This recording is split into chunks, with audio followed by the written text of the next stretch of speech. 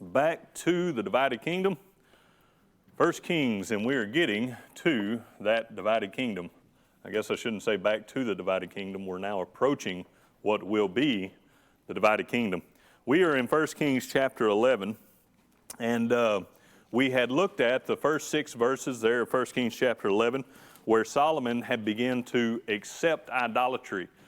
He had begun to accept what his wives were practicing and actually began to, almost in a sense like, yeah, this will work, it's okay here, I'll accept it because you're my wives, and allowing these things to take place even within his own household. And then he took it a little bit further.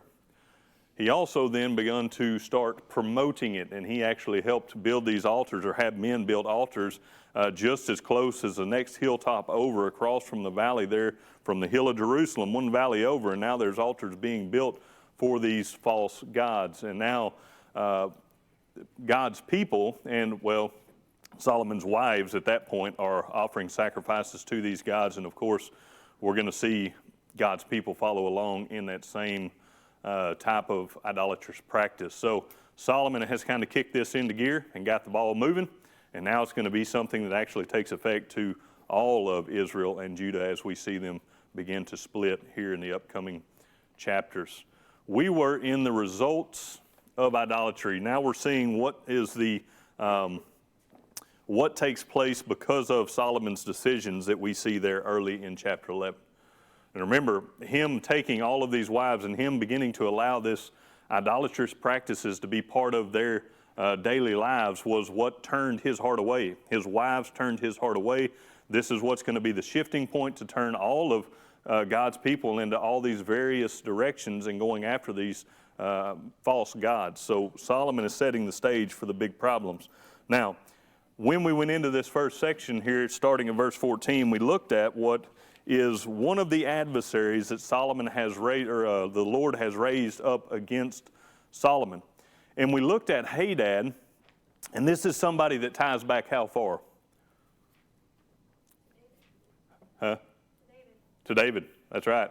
It goes all the way back to someone that David had made mad, if you will, all the way back in 2 Samuel chapter 8. And this was something that festered, this was something that brewed, and eventually it came to the point to where he is now an adversary, though this is something that the Lord understood would happen. Though this man had his free will in this choice, he becomes an adversary of David. And then we had got into this next section, which is only 3 verses, verse 23 through 25, on this second adversary, Rezin. But one thing I want to say about that previous, as far as Hadad, think about how history tends to repeat itself. And it's interesting because all of this is happening because it's God's will, right? God had already told them, if you do these things, there's going to be problems, right? He warned them against this again and again and again. Well, when you look at Hadad and him fleeing from his homeland when he is a small child and making his way to Egypt and receiving favor in Egypt, receiving a wife in Egypt, and then at some point comes up and he says, you know what, I need to go back to my homeland. Who's that sound like? Moses, right? Sounds just like Moses. Almost the same scenario, yet before it was Moses being brought up to help lead God's people out of Egypt. Now it's someone being raised up to go against, to be an adversary of God's king, Solomon. So it's almost in a sense like history repeats itself and God's still in full control and these things are unfolding. And we're going to see some similarities even as we work through the next section. Verse 23 through 25, it says, and God raised up another adversary against him, Rezin, the son of Ahilada, who had fled from his lord, Hadadezer, king of Zobah. So he gathered men to him and became captain over a band of raiders. When David killed those of Zobah, and they went to Damascus and dwelt there and reigned in Damascus. He was an adversary of Israel all the days of Solomon, besides the trouble that Hadad caused, and he abhorred Israel and reigned over Syria. One similarity that you might see there, you think about this individual who served his Lord, and then he fled from his Lord. Somewhat think about David, right? You think about David serving Saul when Saul was king, and then Saul actually going after David, and David fleeing from there and going and building up a little bit of an army to help fight for himself, right? Well, similar kind of history playing out here, but now it's all working in the opposite direction. It's all working about bringing these adversaries up against Solomon, up against this kingdom. Now, verse 26 and following, this is where we had actually left off the previous week. Let's start there. Somebody just read for us 1 Kings chapter 11 and verse 26. Then Solomon's servant Jeroboam, son of Nebat, and Ephraimite from Zerida, whose mother's name was Zeruiah, a widow who rebelled against the king. Thank you, sir. Some tough names. They're all throughout Kings, all throughout. At least it wasn't a genealogy, right? It could have. What he was agreeing to read. It could have been worse. One thing, what do we know about Jeroboam? Now, besides, not as far as coming into 1 Kings and where we're at now, we're really kind of being introduced to Jeroboam. Now, if you've done any studying through the Kings, you know that Jeroboam is not going to be one of the best leaders of some of God's people, right? We all have an opportunity to make a name for ourselves in this life as far as one who's serving the Lord, one who's striving to please God, to glorify God, or one that's striving to please self and glorify self. Jeroboam is going to be one that is a name that is remembered. As we work our way into this text, I want us to look at a couple of verses just to kind of set the stage for what's going to be said of Jeroboam in the time ahead. Somebody read 1 Kings chapter 15 and verse 34.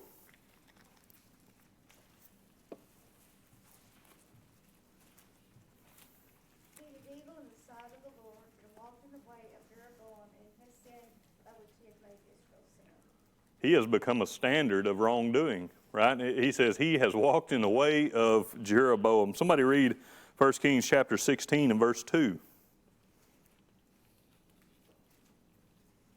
Inasmuch as I lifted you out of the dust and made you ruler over my people Israel, and you have walked in the way of Jeroboam, and I have made my people Israel sin, to provoke me to anger with their sins. Now, I don't know about you, but I sure would hope that some better things would be said about me, right? Look at 1 Kings chapter 16 and verse 19. Somebody read that one for us. Because of the sins which he had committed in doing evil in the sight of the Lord, and walking in the way of Jeroboam, and in his sin which he had committed to make Israel sin. If you wanted, you could even look at verse 26 of that same chapter. You could look at chapter 22 and verse 52, and all of these. Jeroboam has become this standard of they walked in the way of Jeroboam. I don't know about you, but man, I would hope that I might have something better said about me, something more positive, hopefully, right? But this is the type of man that we're looking at. This is who we're fixing to deal with here in 1 Kings chapter 11, starting there in verse 26. David, were you about to say something? Okay. I'm getting hard of hearing. I can't even tell hardly half the time which direction the sound's coming from. So anyhow. All right. So Jeroboam, the son of Nebat, an Ephraimite from Zereda, whose mother's name was Zeruiah, a widow, also rebelled against the king. Now, it's setting the stage for what's going to take place with Rehoboam, but now we're fixing to find out, okay, why exactly does Rehoboam rebel against the king? And it's also going to tell us a little bit more about him in the upcoming verses. Somebody read for us verse 27 through verse 30, please. And this is what caused him to rebel against the king. Solomon had built the Neo and repaired the damages to the city of David, his father. The man Jeroboam was a mighty man of valor, and Solomon, seeing that the young man was industrious, made him the officer over all the labor force of the house of Joseph. Now it happened at that time when Jeroboam went out of Jerusalem that the prophet Ahiah, the Shilonite, met him on the way, and he had clothed himself with a new garment, and the two were alone in the field. Then Ahiah took hold of the new garment that was on him and tore it into 12 pieces. Thank you, sir. Appreciate that. Okay, so now that we'll be able to see a little bit about who Jeroboam is and actually what actually causes him to rebel against Solomon and what his relationship with Solomon is. Now, the previous two, these two adversaries that have been raised up, the Lord has raised up against Solomon, have been two that were from the past. Two that were foreigners, if you will, from the past who had a problem with David, who had a problem with Joab, and these now, over a long period of time, have surfaced, if you will, and even possibly a conversation that we had after this last Wednesday, you think about where it was that Hadad actually was. He was in Egypt, and he received a wife from Pharaoh's sister, right? Pharaoh's wife's sister married Hadad. Well, Hadad at some point found out that David was no longer alive and that Joab was no longer alive. And it could be that it ties back to Solomon's wife, who came from Egypt, who was Pharaoh's daughter. There might have been that communication that was taking place that tied those two together. It was Mallory was asking me about that last week. I don't know for certain if it's the same Pharaoh or not, but it would explain kind of how the word traveled from one place to the next around all these things taking place, right? So you see God's kind of hand working within everything, and now these adversaries are raised up even from afar off, and they're becoming angry or have been angry to the point now they're adversaries of Solomon. But this one, Jeroboam, he's from his own people. All right? The text says there in verse 27, and this is what caused him to rebel against King Solomon. The king had built the Milo and prepared the damages to the city of David, his father. If you look back to chapter 9, verses 15 and following, we see a lot of the work that Solomon had done and a lot of the slave labor that he had brought in and people that he set in over these workers. And part of that work was in this repairing of the city of David, the Milo, and these other things. So Jeroboam, verse 28, he was a mighty man of valor, and Solomon, seeing the young man that he was industrious, made him the officer over the labor force of the house of Joseph. Now Joseph has a connection, the house of Joseph, to Ephraim, and now Jeroboam is placed in this position of authority as this kind of supervisor over this workforce. Everything sounds good right now, right? Everything sounds wonderful. He's working for Solomon. Verse 29, now it happened at that time when Jeroboam went out of Jerusalem that the prophet Ahijah, the Shilonite, met him on the way, and he had clothed himself with a new garment. And the two were alone in the field, and then Ahijah took hold of the new garment that was on him and tore it into 12 pieces.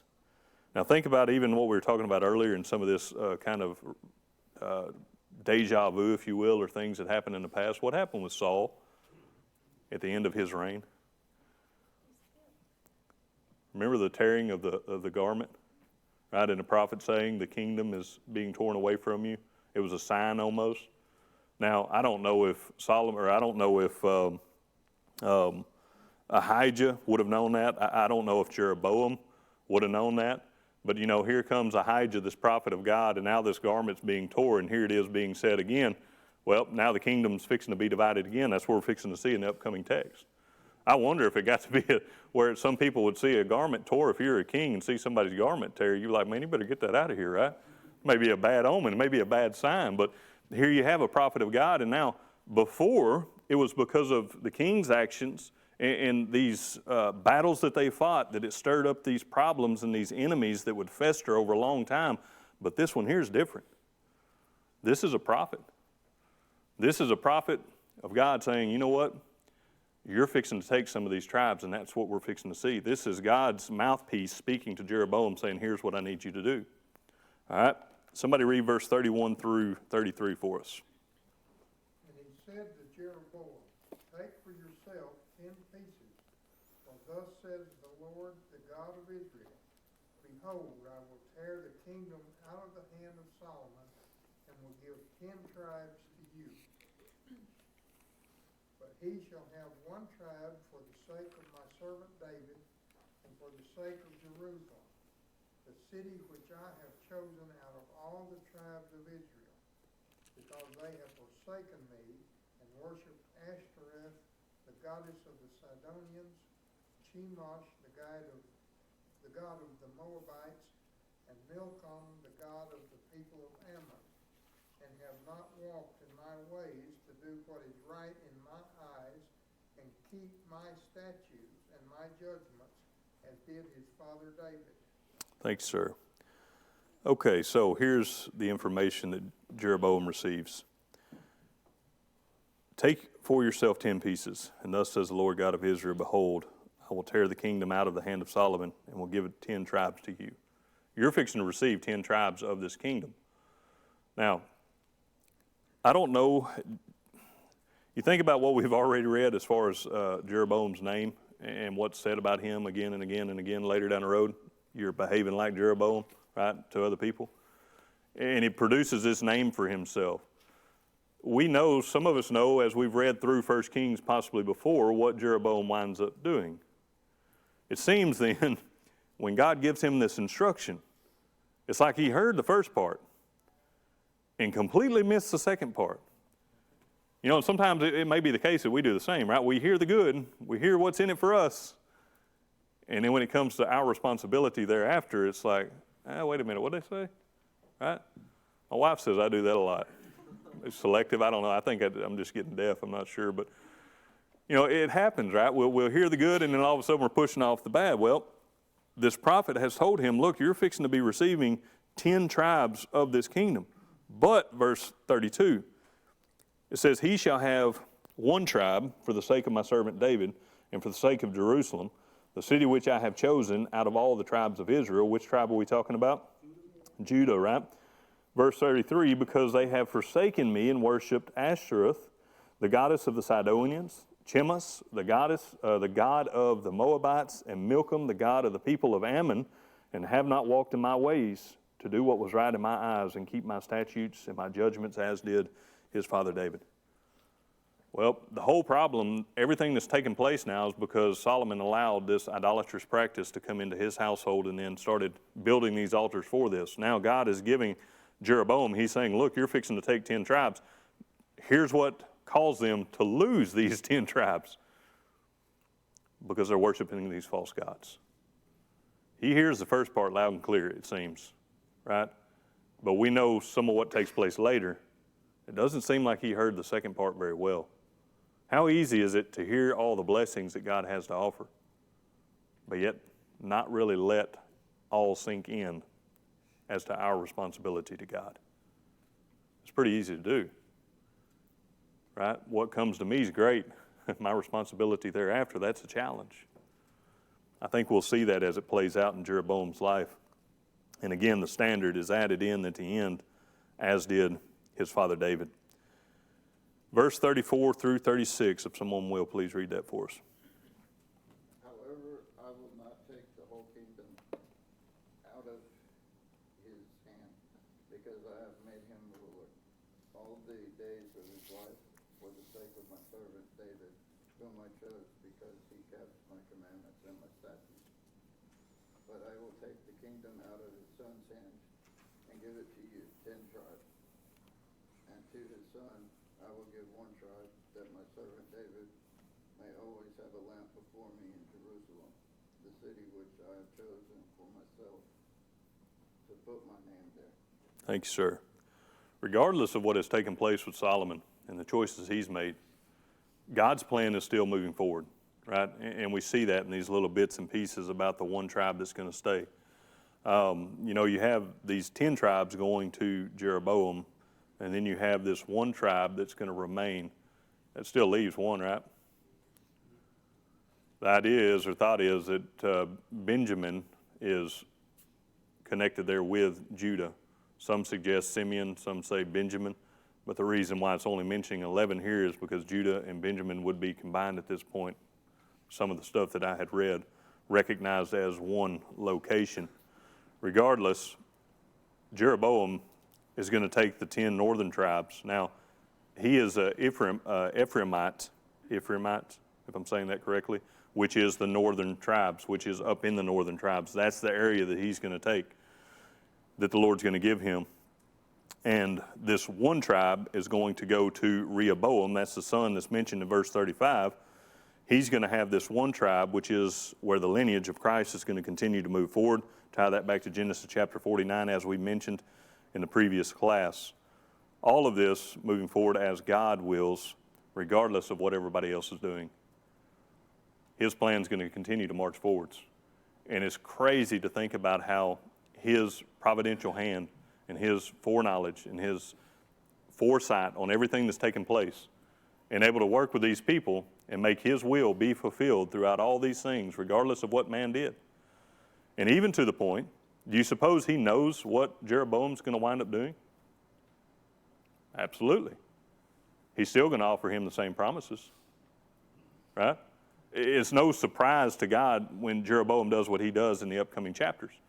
But he's still going to extend to him the same promises that he extended to Solomon, that he extended to David. He's still going to continue to push that promise forward. He still does it today in a sense in the fact that we all receive God's grace and mercy. Right? We've done wrong in our life, and he'll say, okay, well, now you can be forgiven through your obedience to the gospel of Christ. You have the opportunity now to go live a life and to glorify my name.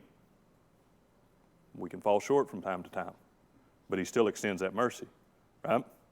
He's going to continue to extend that mercy even through Jeroboam. Somebody read for us verse 37 through 39. So I will take you, and you shall reign over all your heart's desires, and you shall be king over Israel.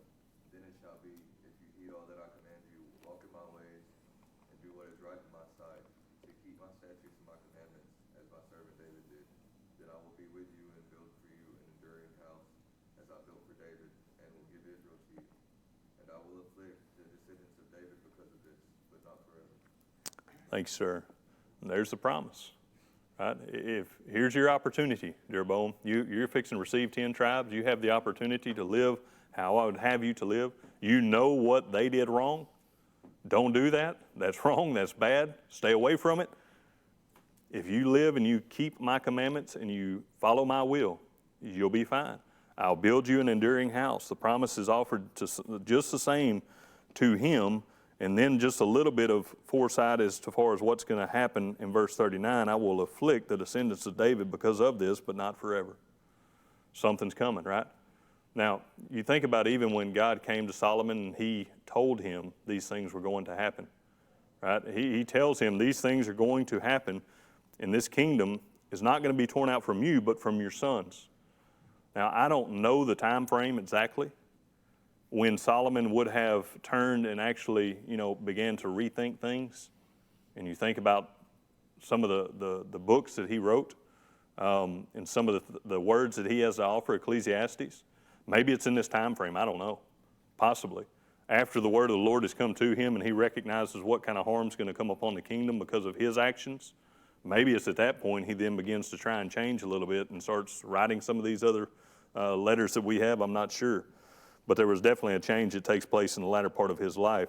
Now, Jeroboam, this other rebellion or rebel who's going to stand up against him, has been placed by God.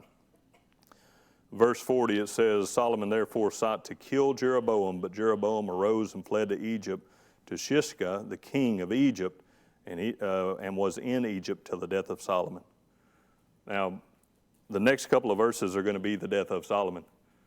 We don't know exactly how much time passes here in the time that Jeroboam was told, you're going to receive these 10 tribes, and Solomon becoming angry about this and seeking to kill him and him fleeing to Egypt. I'm not real certain as far as how much time actually lapses here, but you move forward there to verse 41 through 43. If someone will, go ahead and read that for us, and this is the end of Solomon's life.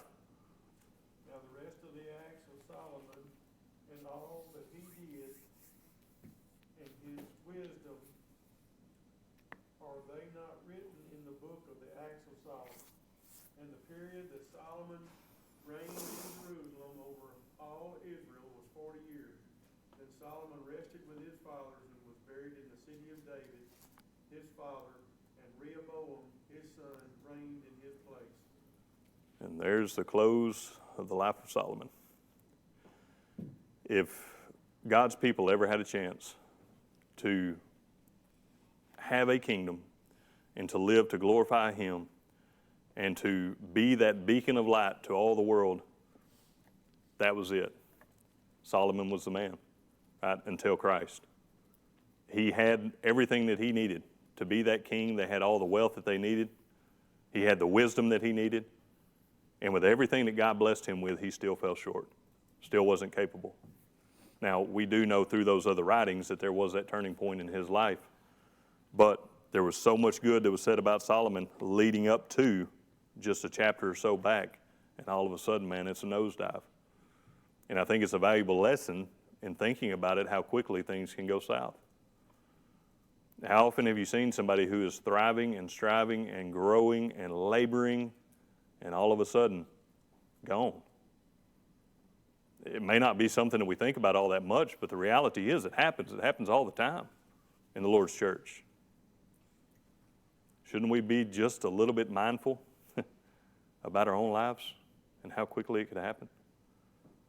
We should at least be considerate of it, right? All right. I did not actually make the slide for chapter 12 because I said, you know what? We're not going to get there. And we rolled right through that. So it's just going to stay on that slide. And we're going to go ahead and go to chapter 12 and jump into the beginning of the divided kingdom in chapter 12.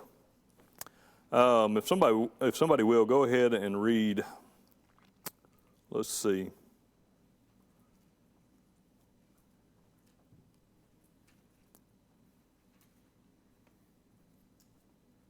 Just read the first 4 verses for us. Rehoboam went to Shechem, for all Israel had gone to Shechem to make him king. So it happened when Jeroboam, the son of Nebat, heard it, he was still in Egypt, for he had fled from the presence of King Solomon and had been dwelling in Egypt, that they sent and called him. Then Jeroboam and the whole assembly of Israel came and spoke to Rehoboam, saying, Your father made our yoke heavy. Now therefore lighten the burdensome service of your father, and this heavy yoke which he put upon us, and we will serve you. Thanks, sir. All right, now we're introduced to Rehoboam. All right, now we have the son of Solomon who is going to come in as this rightful king, right? He's a rightful heir to come into the throne after the death of Solomon. And they're going to go to Shechem, which is kind of interesting because Shechem is actually north of Jerusalem and would technically be within the boundary of the tribes of which Jeroboam has received by word of God. But remember, where did he go? He took off to Egypt, right? So he fled the scene. Now, again, I don't know exactly how much time has lapsed here, but he has went back to Egypt. Now, Rehoboam is to take his rightful place as king, and it's just kind of odd that it doesn't take place there at Jerusalem, but instead, Shechem. One back here, and then I'll get you. Do we know if Rehoboam knows what God told Solomon that he was going to take the kingdom from him? Have we ever told that that was just told to Solomon, and we don't know if it was shared or not? Not that I recall. Not that I recall. I would, and it was kind of very similar at the latter part of David's life. There were certain things that we kind of questioned. I wonder if this was known, right? And it was hard to determine. It was more just kind of taking our best judgment guess on that. But to my knowledge, and what we have coming up, I don't remember for certain if I saw anything that indicates that he did share that bit of information with him. Mm-hmm. Why Egypt? Why Egypt? Why did they keep fleeing to Egypt? Because you got Joseph, you got Hadad, Jeroboam, and even Jesus flees to Egypt. It's a good question. Green grass. He was asking why they flee to Egypt. I'm not 100% sure as to why they flee to Egypt.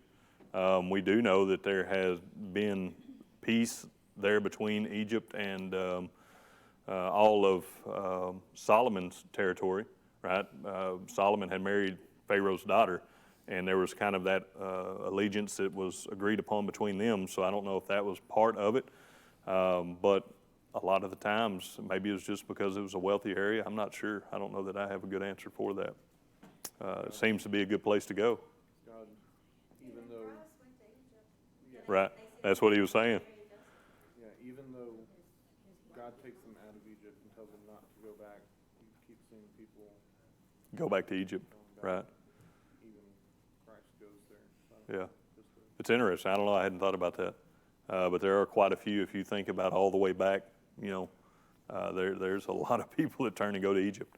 I don't know. I guess it was a nice place in that time. Why not go to Egypt? Well, there you go. Why not go to Egypt? I mean,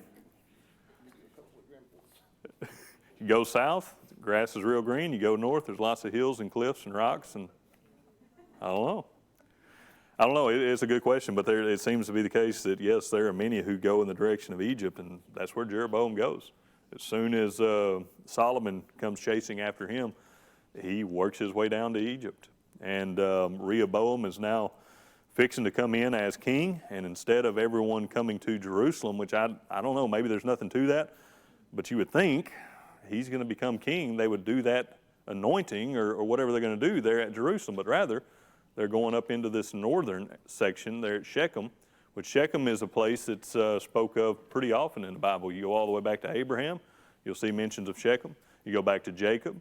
You go to Joshua, where he gave his farewell speech, if you will. That was at Shechem. So a lot of things took place there in Shechem, but still, it seems like if you're going to come in as king after your dad passes, you would do it there in Jerusalem.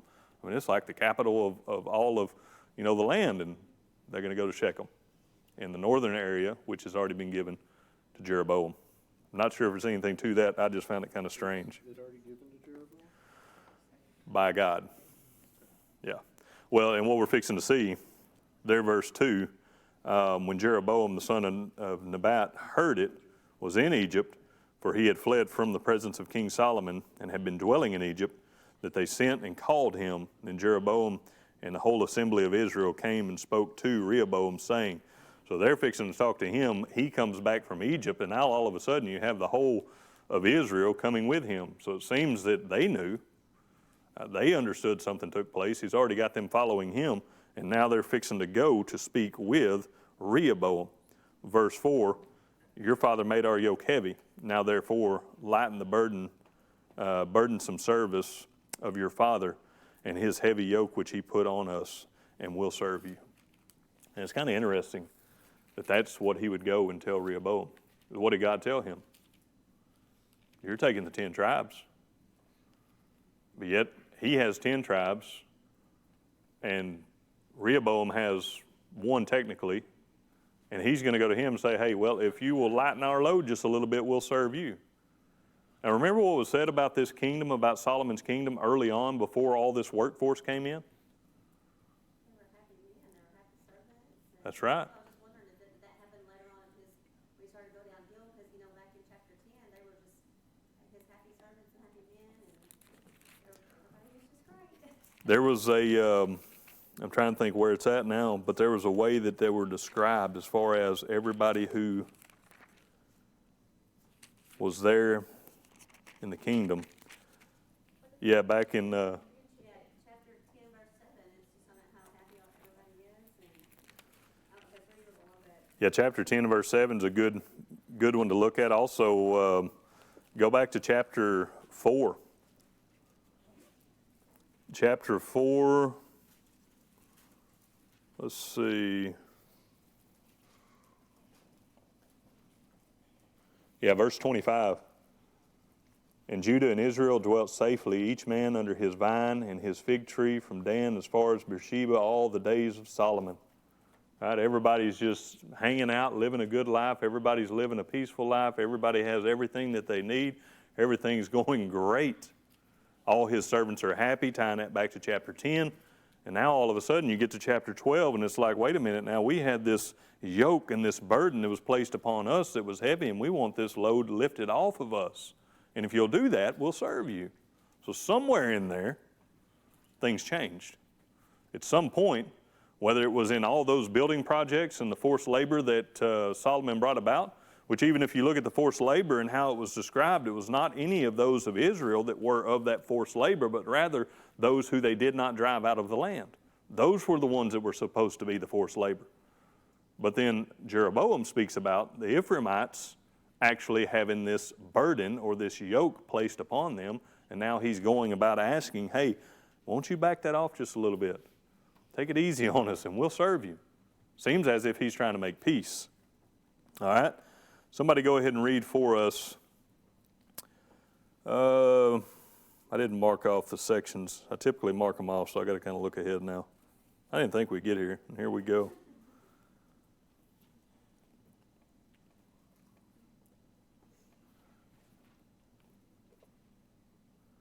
Just go ahead and read verses 5 through 7, if someone will, please. So he said to them, Depart for thee 3 days, and come back to me, and the people departed.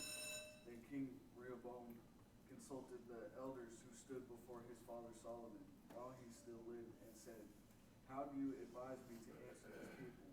And they spoke to him, saying, If you will be a servant to these people today, and serve them, and answer them, and speak good words to them, then they will be your servants forever. Rehoboam does pretty good here, doesn't he? He does all right. He turns to the people who have wisdom. He turns to the people who were serving with Solomon, who would be his advisors in a sense, and he says, hey, how do we need to handle this situation? What's the best way or best approach to handle this? And these men tell him, look, if you will serve them, if you'll serve them today, they will serve you, right? You're going to receive the favor that you show to them. You'll receive that back, and things will be great. Seems like a good plan. Seems awfully well thought out. Seems like the right choice of action, but not as wise. That's a good point. He is not as wise as his daddy was. Somebody go ahead and read for us. 8 through 10. But he rejected the advice which the elders had given him, and consulted the young men who had grown up with him, who stood before him. And he said to them, What advice do you give? How should we answer this people who have spoken to me, saying, Lighten the yoke which your father has put on us? Then the young men who had grown up with him spoke to him, saying, Thus you should speak to this people who have spoken to you, saying, Your father made our yoke heavy, but you make it lighter on us. Thus you shall say to them, My little finger shall be thicker than my father's waist. So, I appreciate you guys and your wisdom. You served Solomon, my father, probably offered up him some very good advice. But let me check with my group, right? Bypasses them immediately and turns to his guys, if you will, that are more his age and says, now, hold on, what would you guys do here? I don't know, that's terrible thinking on Rehoboam's part, right? You think about it even in the local church today, and we have an opportunity, you know, to seek out advice from our eldership and to ask their thoughts on things. You know, in some sense, it's almost like Rehoboam sees this opportunity to speak to these men who are there to help and there to give wisdom and thoughts and then turn and say, you know what, nah, that's not good enough for me. I'm going to go a different direction. And he goes to his little group and he says, what would y'all do now? Now, he still has a choice in the matter, which one he's going to do, right? But the fact that he just passes up the others, the wise men, it's like, why? Right? Yes, sir. Thinking back earlier to Candy's question about whether or not he knew about everything with Jeroboam, even if Solomon had not specifically told him, chances are Solomon's council, those wise elders there, they would have at least known part of the issue with Jeroboam, since you go back to the end of chapter 13 and Solomon sought to kill him. And so they at least would have known some of the background and had a good reason for why it was they're counseling him the way that they were. And a lot of times, in the application you're making, we may not always know all the background and ins and outs and everything else, but there's a reason why the wise counsel is what it is. Mm-hmm. And sometimes whenever we try to bypass that, we don't have all that background information that helps to come to the wise decision. Absolutely. What do you think was part of the reason why he chose to go to his guys? It's almost like he has his buddies, his friends, or whatever. Sounds like he's kind of arrogant. He said he's Arrogant. going to be thicker than his dad's waist. So Right. It's like, I'm going to lay more of a burden on you than he ever thought about. greater than my dad. Yeah. It's almost like a little ego Yeah, something of that nature. You know, and he turns and he goes to them rather than heeding the advice of the men who are probably looking, to go to Preston's comment, at the whole situation and likely, you know, might have a little bit of knowledge about Jeroboam and what was said. And now they're saying, hey, here's an opportunity to maintain some peace here. You serve them today, they will serve you in the future, in a sense. Well, we'll get into the next verses in our upcoming class because my watch says 8. That bell's fixing to ring. I appreciate your attention. That gets us through 1 Kings chapter 11 and verse 10. We'll pick up at verse 11 next Wednesday. Thank y'all.